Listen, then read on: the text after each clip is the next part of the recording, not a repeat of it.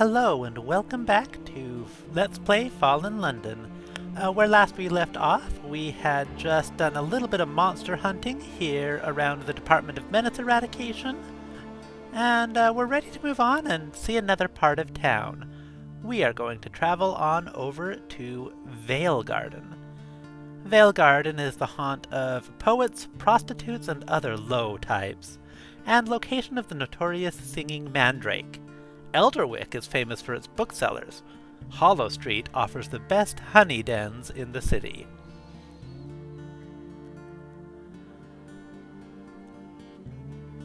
Alright, so first we're going to start with working through our opportunity deck as per usual. Can't do anything with this one yet, and I'm going to go ahead and toss this one. It's just taking up space, and it'll be a while till we have the resources it needs. An unusual wager. A capering and probably honey-mazed individual is flinging handfuls of small coins at passers-by and shrieking. A bit of context, honey-mazed, one of the primary drugs of this city is prisoner's honey. It's a special honey that can induce extremely vivid dreams and hallucinations and can result in highly erratic behavior.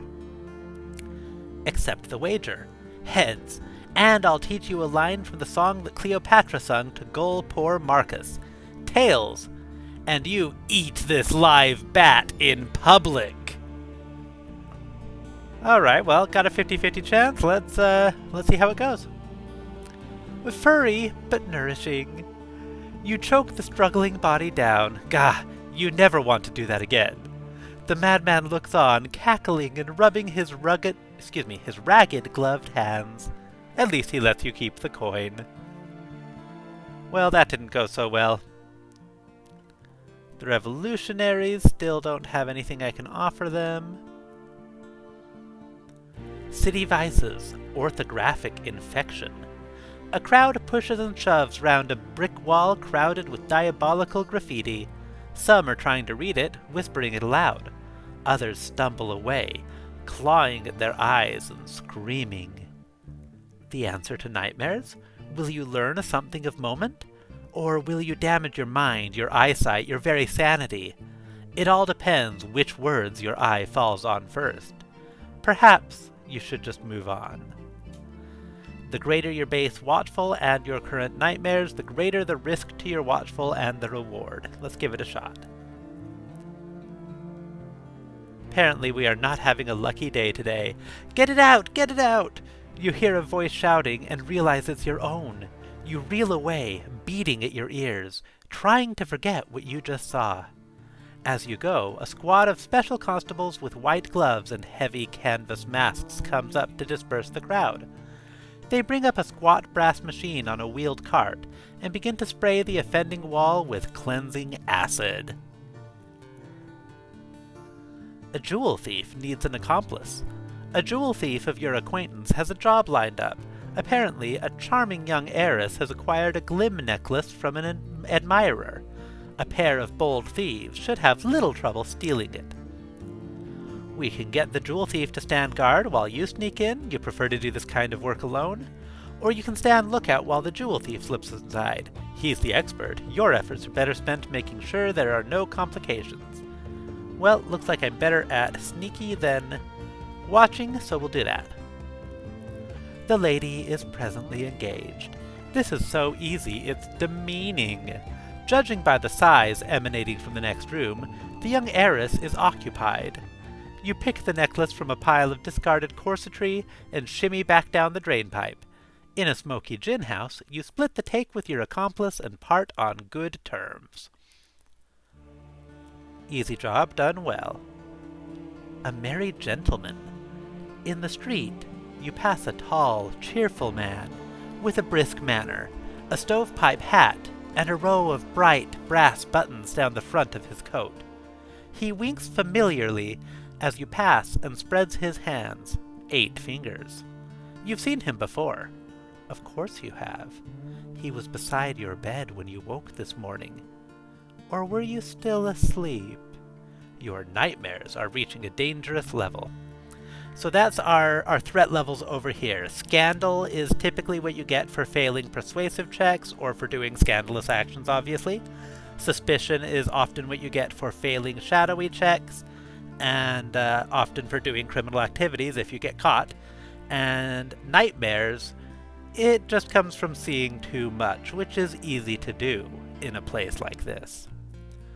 So we can either greet the merry gentleman because it's only polite, or ignore the merry gentleman because something is wrong here. Let's greet him. Why not? A refuge? That night you dream of a tall building lit by cheery fires. A sign reads, "Cleft for thee, hide in me." The walls are wrong. The walls are wrong. That did not help our nightmares. Investigating the affluent photographer. Not going to bother with that one for right now. That's a whole story that's better if you've got a bit more stats than we have. Demander for a day. A local villain has carved out a profitable enterprise shaking down shopkeepers for money. Local bruisers are lining up to be his muscle, but if you call in a favor, you could jump the queue. Your cut of the night's profits is likely to be lucrative. This will call in one of your favors. So that favor we earned from the criminals by doing that other job is allowing us to do this. Our options are easy money, an afternoon of glaring at grey grocers and frightening fishmongers. Or if we're feeling ambitious, we can try to deal with the mason. The mason scoffs at your employer. He has 4 burly sons, 2 claymen employees, and many hammers. This is going to be trouble. Been playing risky so far. I don't see any reason to change that. Let's see if we can get lucky and deal with the mason. Looks like it went well. Didn't even have to fight. Sometimes it is not about fisticuffs or stabbing. Sometimes a fierce reputation, a vicious stare, and a few hints about burning down houses works better. You get a good share of the protection money. Got 300 deep hammer. That is quite a chunk. We gained some ruthlessness, but lost that magnanimous we'd gotten by being nice to the lady in the carriage. The rooftop's urchins. We could change how we're addressed, but I don't feel like it, and we don't have anything else to do with the urchins right now. A merry gentleman. So, same one as before. Last time our nightmares got worse when we greeted him, so let's try ignoring him. An interlude. That night, you don't dream at all. Your sleep is deep and thick as meadow grass. And look, it's helped our nightmares somewhat. Brought it down back down to 5. A tipple with the Bohemian sculptress. The Bohemian sculptress lives near you. You've seen marble and black coral being delivered to her house, and now you bump into her on her way into the Singing Mandrake. She asks you to join her and, if you would, give her a taste of your own work. It would be cruel not to. Dear heart, there you are. I hear you're becoming quite the underground sensation in poetry. Underground? Never mind. So, are you going to give us a recital then? I haven't actually really started my poetry career. We're here to do that, but haven't gotten very far. But why not? She seems to be under the impression that I am established as a poet. Let's take advantage of that and go give her some of our unpracticed lines. It went down better than the Greyfields. Greyfields is a brand of wine, by the way. Huzzah! Encore and so forth. My, you have a talent, don't you? I think you'll go far. They'll be queuing up to hear more of that. Just don't forget us little people when you're famous. Now have a drink. So that was nice. We got some nice wine, some strangling willow absinthe. Sorry about the dog barking there. And we're starting to become friends with this Bohemian sculptress.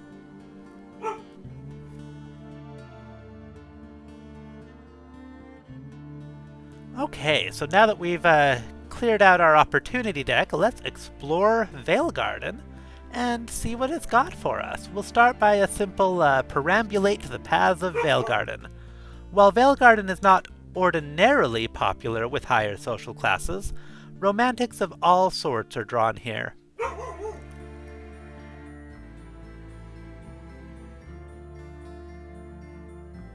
Poets and playwrights seek inspiration from affairs, torrid and otherwise, that are conducted on almost every corner.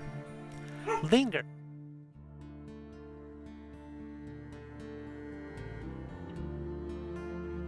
Sorry, I went ahead and muted my mic. Hopefully the dog has it out of his system.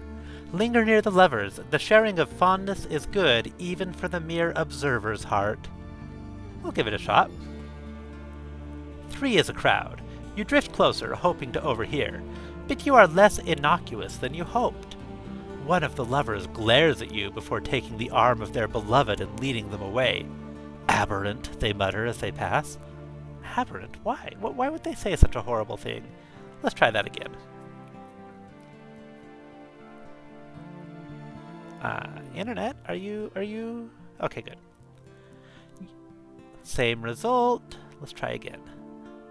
The good thing is this one doesn't have any real consequences for failing, so may as well see. Okay, here we go. Something in the air. This couple are exchanging demure glances. That pair are passing messages and flower bouquets. And there's a positive gaggle of them by the lamppost, whispering sweet nothings. The expressions of love are unique, the theme consistent. Longing, loyalty, and lust. And we gained a romantic notion. This game has all kinds of information are essentially items in your inventory that you can spend. It's a little bit odd to think about, like, if I share a secret, it's not like I lose the knowledge, but it is what it is.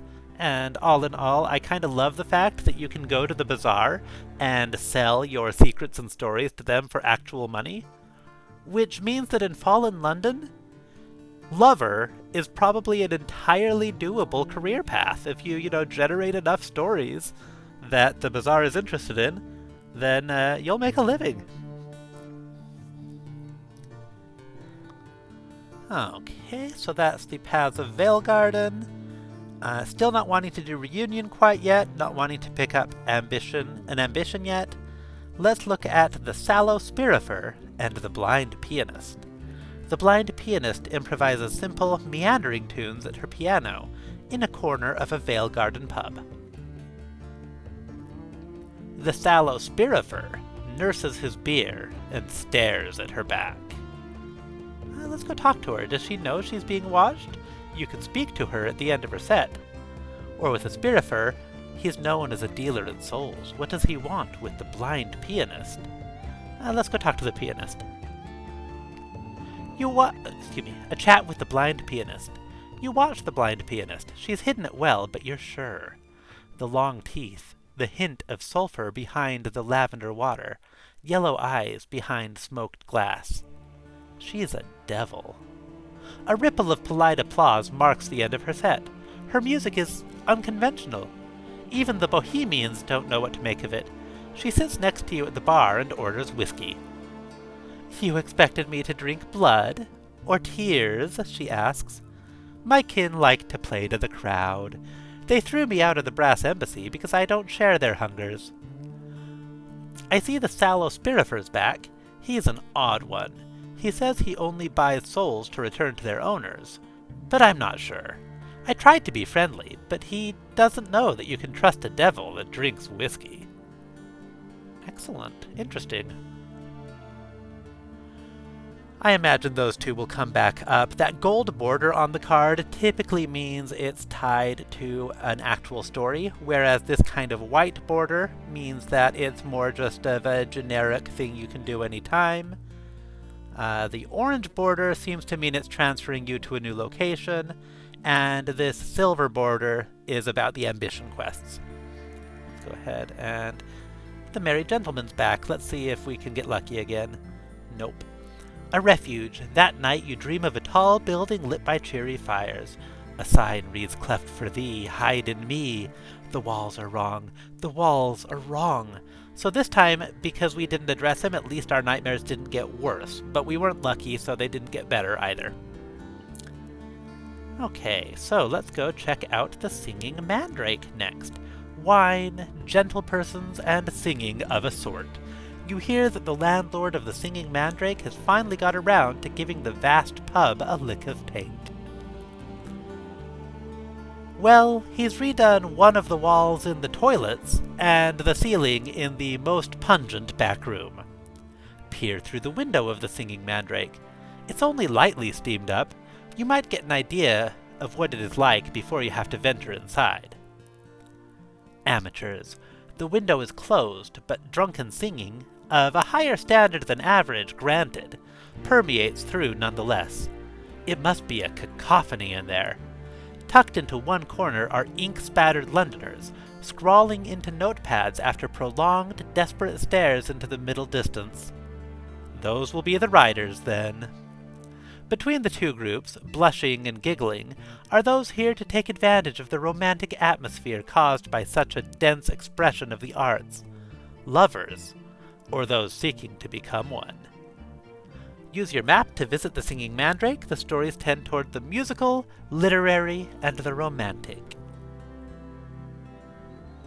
Well, don't see anything else we can do in Veilgarden proper, so let's head on over to the Singing Mandrake.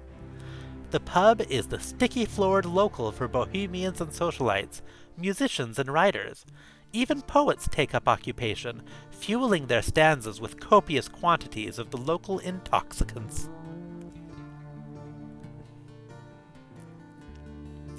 Okay, so we've got quite a bit to do here. Let's see. Wine and cake with the bohemian sculptress. We just met her from that opportunity card, so let's check it out. My latest sculpture just won't. While we're here, let's go ahead and switch to our evening wear. We're going to be relying on persuasive, I feel. And actually, real quick, I'm going to swing by the bazaar, see if we have picked up anything that we can sell for a bit more cash to pick up that gay hat. A gay hat will definitely go over well with the crowd at the Singing Mandrake.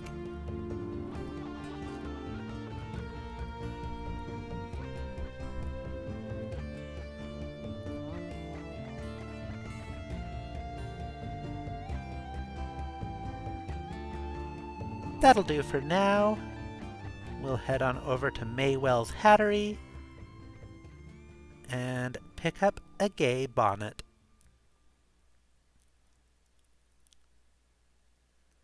Looks like we have a bunch of options at this price point for our other suits when we get there. And our evening wear, we will switch our prisoner's mask for the gay bonnet.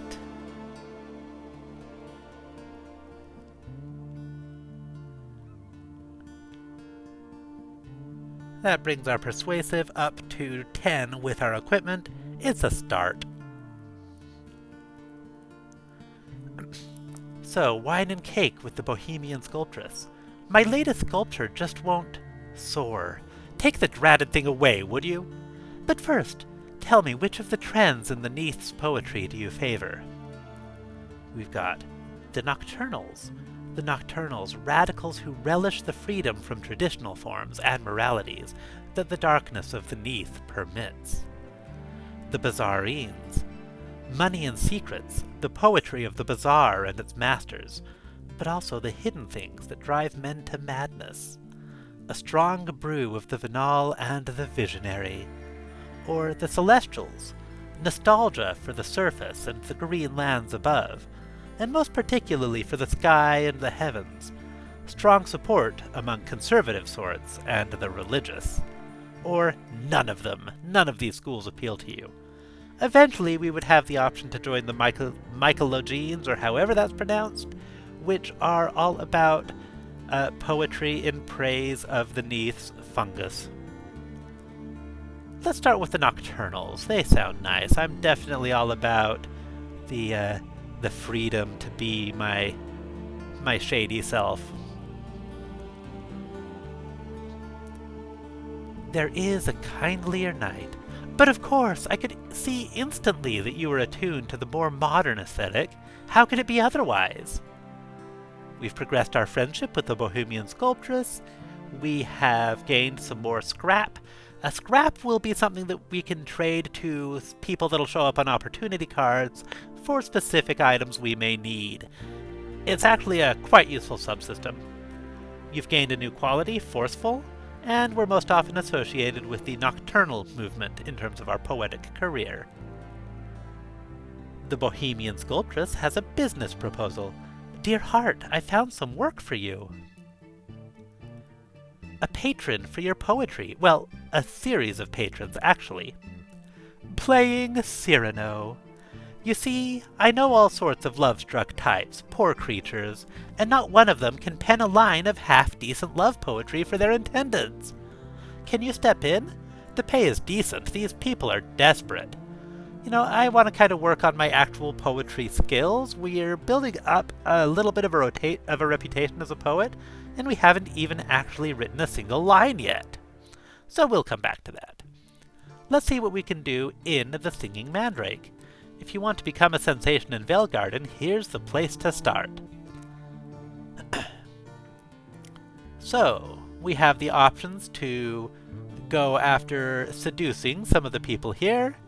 We can attempt to entertain the people just by telling jokes and, you know, making a nuisance of ourselves, it seems like. Or we can start an argument with a leading light of your favorite school. That's for if we wanted to change away from the Nocturnals over to a different poetry school. And then other options we haven't unlocked yet because we haven't gathered enough resources or traits, etc. Let's start with telling some jokes. Tell a risque joke. After the opening of a popular revue, a bishop waits on one of the more vibrant actresses at the stage door. "Madam," he says. You store that one away for future use. A gasp. A stifled scream. A round of applause. 3 ladies and 2 gentlemen faint.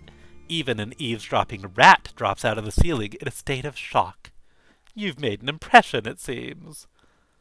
Really, I think that this crowd would be more used to it, but okay. Let's tell a politically dangerous joke. How does one distinguish a master of the bazaar from a barrel of sheep's urine? Let's hope the audience here is sympathetic. You don't want another spell in New Newgate. Laugh quietly. A roar of laughter. They'll remember that one. Let's hope the constables don't hear it from them. In the meantime, you're the center of attention. Always a pleasant place to be. You leave the Mandrake with a bottle of good wine tucked under your arm. Excellent.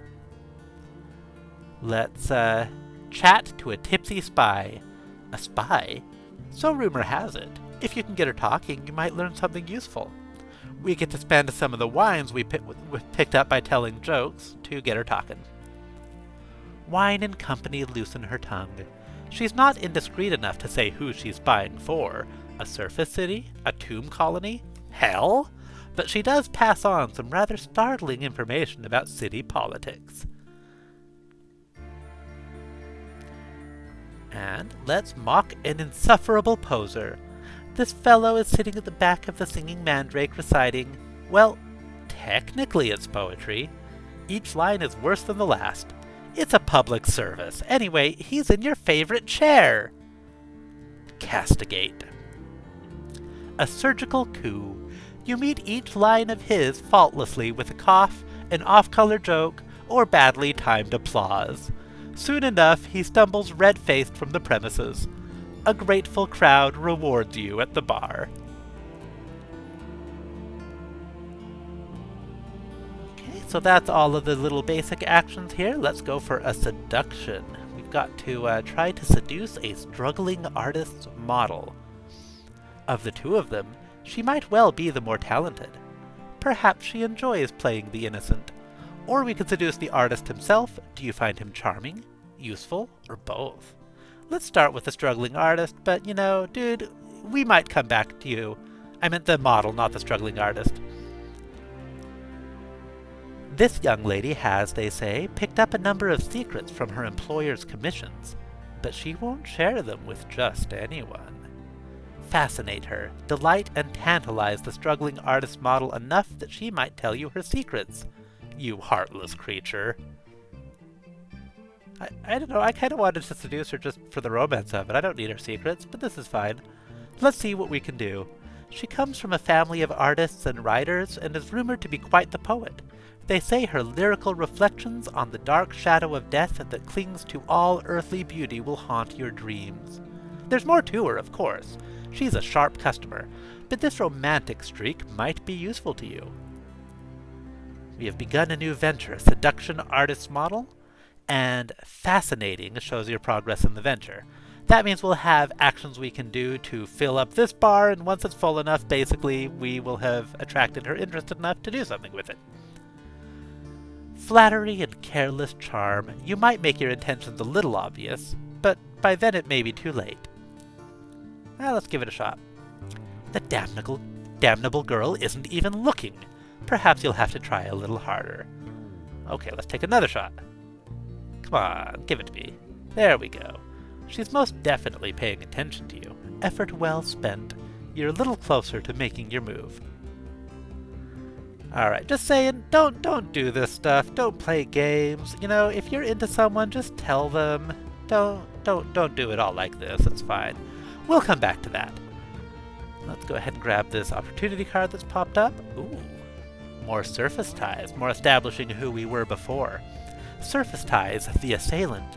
It's one of the monster hunters at the Medusa's head who tips you off. Someone is looking for you, they say. Someone with a knife and no sense of humor. Someone from the surface. Who is it?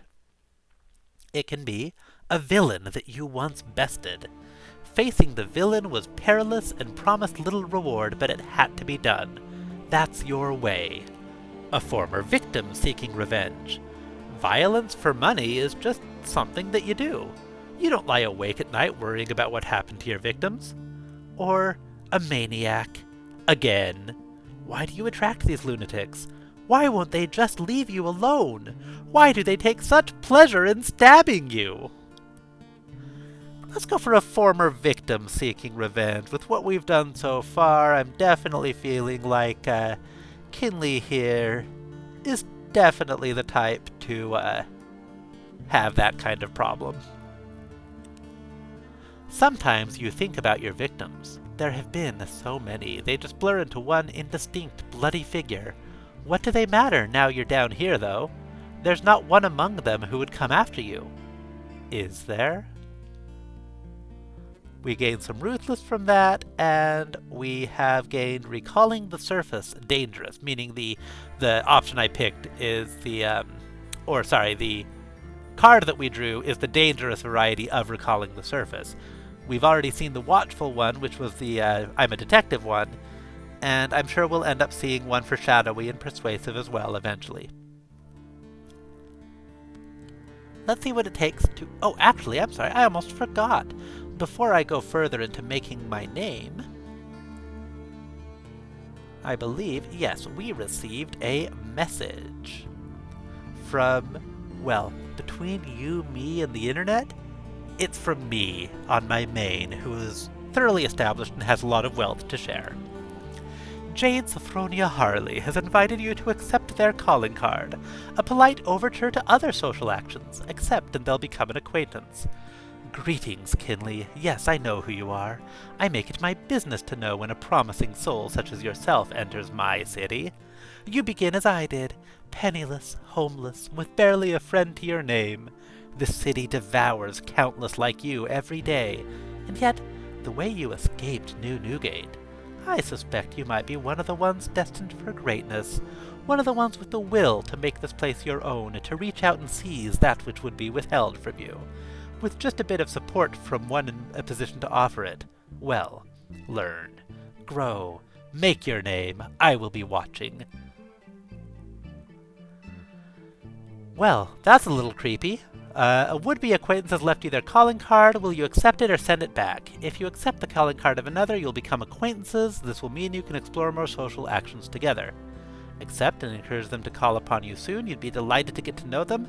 Accept and send a decorative mushroom. It will be a small token of your burgeoning friendship. Or decline their invitation. Let's send a mushroom.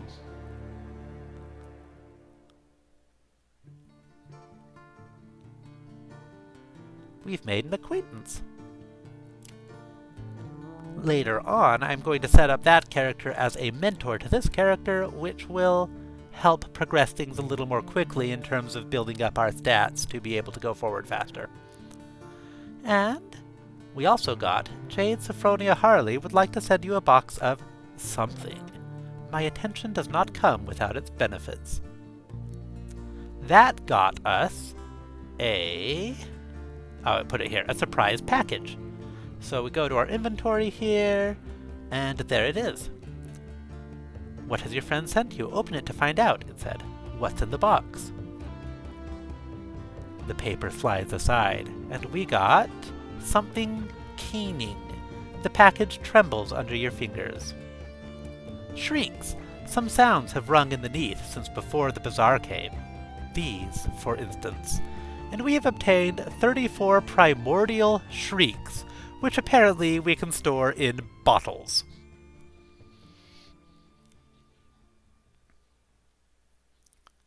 Okay, back to making our name a commissioned epic. To get ahead in the world, one must perform great deeds. Sometimes this includes proving your poetical prowess by ennobling the mushroom. Write epic poetry on the mushroom harvest. A mushroom wholesaler is looking for a rising poet. He considers the art of the mushroom harvest to be an insufficiently explored subject for epic poetry, and is prepared to pay to correct that. He has had difficulty finding work of sufficient quality. So be it. Everyone has to start somewhere, and mushrooms do have a certain lunar glamour, no? 400 stanzas of enthusiastic mycophilia are required to complete the commission. You need to build up the inspired quality to at least 5 to complete it. Okay, so let's see what we can do here. Celebrate fungus in verse. Make up the details. He surely can't expect you to go out and watch the mushroom harvest in person. Sounds good to me. That seems reasonably convincing. He's not actually going to read the whole thing, is he? I don't know. A guy who's ordering this probably is going to read the whole thing. Or fieldwork. Perhaps if you take a stroll through the mushroom vaults, something will occur to you. These two will show up later once I've already built up our inspired quality. The work advances. Are you actually going to ride mushroom with room? I mean, actually? Alright! Well, we're here to work more on our persuasive than our watchful, so I'm going to go ahead and do this one a few times to see if we can get this closed out in this episode. Oh, that time we even got an Oh, apparently I didn't... Whoops. I actually clicked on the finish it one instead of the build up inspiration more. I didn't realize it had jumped to the top once we filled it up enough. Exceptional work. Your patron is satisfied. You've earned your pay. We got paid in silk. I prefer money, but I'll take it. A new star in the Neath. Oh good, it's you! A prospective novelist stands on a chair and bellows at you over the singing mandrake's cheerful din. He is using a copy of your latest work to semaphore the message. Join his group for a drink. Our options are to be gracious in literary triumph. Each of his friends has a copy of your mushroom epic. Every copy is well thumbed, some are heavily annotated. Their admiration is palpable. Sit at the head of the table, honor your new friends with your wit and wisdom. We can celebrate thoroughly. Ensure the night is as murkily memorable as a pleasant dream. Whispers of inspiration. Take the seat at the head of the table. Share meaningless aphorisms. Reap their genuine insights. Ply these rising artists with charm and wine until they divulge their secrets. Or outshine them all. The offer is a kind one, but you'll soon be beyond such mere aspirers. Better to distance and, moreover, differentiate yourself now, and instead take a private table. They shall all notice you. I don't know. I say let's go wild and have a party. The warmth of wine and flesh. The group breathlessly expressed their admiration for your work, but you swiftly turn the tide of conversation from art to life, from the imagined to the physical. The celebration moves to a nearby church, bringing along more than just your little group. The church is unusually decorated, with garish and cheerful chalk drawings. What happens under the influence of wine and lust is hazy, but you have a fleeting recollection of proclaiming a sacrament to love before diving into a throb of bodies. Only one pair had kept aside, a jewel thief and an heiress. They hadn't stayed long. They had shared something sticky and golden from a silver spoon, then vanished into empty air. "Prisoner's honey," the prospective novelist had slurred as he pulled you back into the debauch. "The poet's finest friend. You should try it after we're done." So yeah, the prisoner's honey doesn't just give you hallucinations, sometimes it physically transports you into the hallucination. That's pretty wild. Your name is written with the ink of the gutter. We've gained hedonist, we've gotten a lot more persuasive, and such a party has completely eradicated those nightmares we were building up. And we came away with some extra prisoner's honey. Let's see what we got here. The mob. A gang of netty men, the master's enforcers, is looking for volunteers. They need sturdy types to bring a honey-addled murderess to justice. Or at least hang her from the nearest gas lamp. Bricks and sticks. Pick up your stick and join the bloodthirsty mob armed with bricks and clubs. Refuse. She may be a murderess, but if so, let it be proven in fair trial. Inform the constables. By far the safest way of getting involved. The netty men won't be pleased, but the constables will likely show their gratitude. I don't feel like trusting the police, so we're gonna switch into our dangerous gear and take the law into our own hands with the rest of the mob. Her heels twist in the night breeze. She led you a merry chase through cramped alleys, and some of the mob are missing an ear or a finger, but the mob won out, and you were instrumental in subduing the murderess before her hanging. The daddy men nod somberly at you and slip you a handful of rusty gold slivers.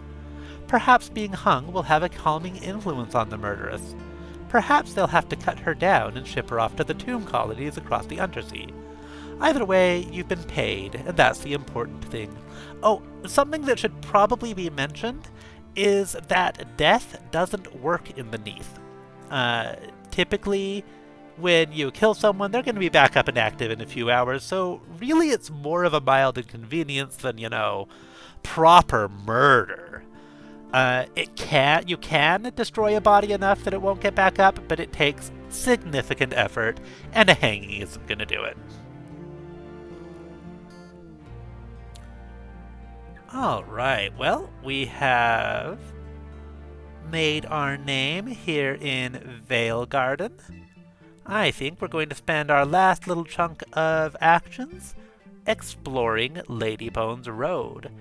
This is where we go to build up our career as a detective.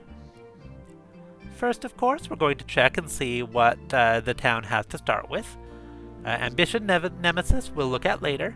Let's go mudlarking. All kinds of things wash up on the shores of the stolen river. If you have a good eye, you might get lucky. We can poke around near the shore. This close in, the mud is fairly safe. They say a lighter loaded with contraband wine went down just the other day. Let's give that a shot. Spotted one. It takes considerable sticky and revolting searching, but you find a broken case of wine half buried in the mud. A few bottles still remain. Now for a long bath. Go out as far as you can. The mud is treacherous too far from the shore, sticky and devouring. You'll need to keep a sharp eye out. We can do that. Found something. Sliding across the filthy stuff, you reach an intact case of wine. Getting it back to the shore isn't much fun. Now for a long bath. That got us more wine than the other one. Typically, anytime you have anything that has more than one option that are the same stat, you want to go for the harder one, which is typically lower on the page if you're high enough that they're both 100%. So if we didn't have decent watchful gear, we would probably be seeing this one at close to 100, if not at 100, and this one lower, and that way we'd know that this one has better results. Study the secrets of Fallen London. Fallen London is a city of secrets. If you're here to find them, Ladybones Road is the place to start. Decipher graffiti. Visitors from hell come through here. Some of the scrawlings are bizarre, terrifying, or very, very funny. Some hold valuable secrets. Let's give that a shot. It's starting to make sense. You glean some intriguing tidbits about recent promotions and demotions in the hierarchies of hell. We gained some whispered hint and got better at watchful. Listened to gossip at Hangman's Arch. Old women sell sugared mushrooms between executions at Hangman's Arch.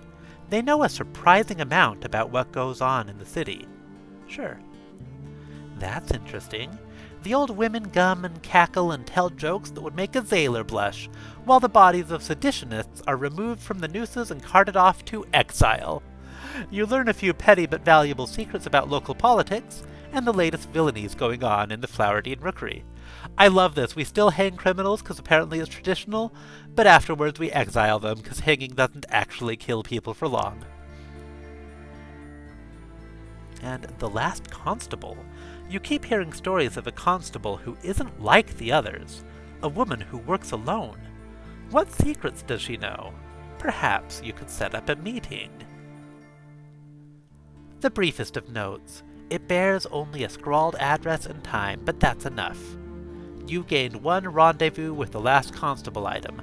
This has opened a new story for you. We have an appointment with the last constable. She says she's the last real special constable.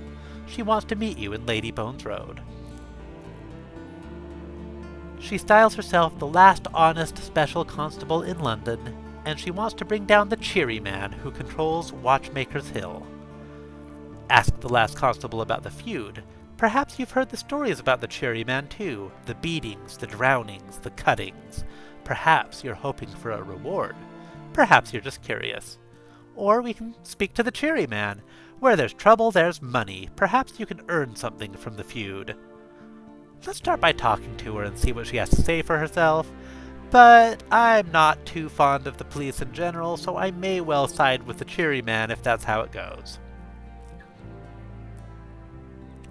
A word with the last constable. You find her in a cramped office above Caligula's coffee house. She looks up from a stack of bills. You came. Thank you. I need your help. She comes downstairs for a cup of coffee. The staff bring her the usual, a dangerously deep mug of the No. 4 special. She drains half of it in one swallow. I'm sorry. I haven't been sleeping well. I'm the only one left, you see. The only one. The others all work for the ministry now, master's puppets.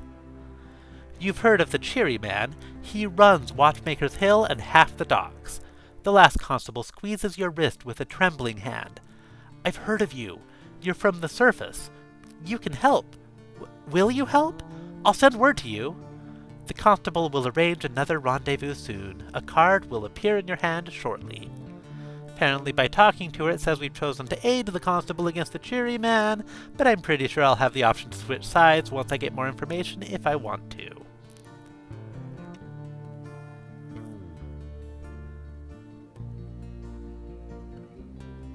Okay, we've got 5 actions left. That might be enough to at least get this one started. Making your name, the case of the honey-addled detective. His mind is half gone, but his reputation remains. He contracts out his work to up-and-coming investigators. That's an opportunity for you, but you'll have to find him first. Set out to track him down. It's a test, not an ordeal. Your skills will be sufficient. Find the honey-addled detective. Let's locate this addled recluse. You have begun a case. Increase your detective's progress to 10 and the detective will appear. Look for the storylet with the jigsaw sign in the newly opened Moloch Street map area, or many opportunity cards. Okay, Moloch Street is found in the Ladybones area of the map. Oh, apparently it brought us right there. Let's see, nothing new there. Continue the case. The honey-addled detective is out there somewhere, and you're going to find him.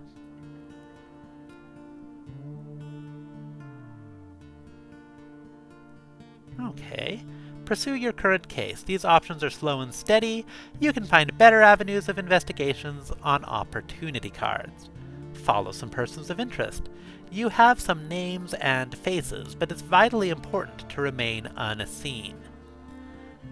Alright, well, we don't have the romantic notions it takes to take the other option, so this looks risky, but I'll give it a shot. We succeeded. The places they go, the people they see, it makes a little more sense now. That gained us 5 detective progress. Next, we can frequent key locations, the places that have been important to the case. Perhaps they're worth revisiting. Sure. A pattern is forming. Strangers, bystanders, eyewitnesses, and just possibly a familiar face. Alright, well, we'll be able to close the case, but not until we have recharged our energy, so now that we at least have the information, we will stop from there. So, once again, thank you for joining me. We're going to go ahead and bed down for the night, and we'll find this guy tomorrow. Before we close, though, let's go ahead and read a few notes. What is a glimmering lamp? The Department of Infernal Rarefactions has developed a technique for heating glim, producing a light of astonishing intensity, as well as, unfortunately, fumes of savage and appalling potency. Perhaps it will be a means to fumigate houses, perhaps a means for the more intrepid to light their feasts. What can you find in the District of Spite? The ragged old market of Spite is known for its silk weavers and its pickpockets. Blythenhale is notorious for its feral cats. Flowerdene Street is the heart of the worst rookery in Fallen London. Academic rivalry. Fallen London's 2 colleges, Benthwick and Somerset, enjoy a healthy rivalry. They play team sports with each other. They play pranks on each other. On certain days of the year, they play trumpets and French horns at each other. Why do the Relicers keep rats? The Relicers, the eyes and hands of Mr. Cups, seek out scraps and sort strange gold from dross. Each keeps a rat as a companion? Courier? Chaperone? It's hard to be sure. Be tactful. Scarlet stockings? There are many ladies of negotiable virtue in Fallen London, but Sinning Jenny is certainly the most notorious. She is said to have strangled quite a senior devil with a pair of scarlet stockings, a gift from Mr. Wines, although there seems to be some confusion about whether this was, in fact, a paid service. Alright, well, that will do for today. Once again, thank you for joining us for Let's Play Fallen London, and we will see you next time.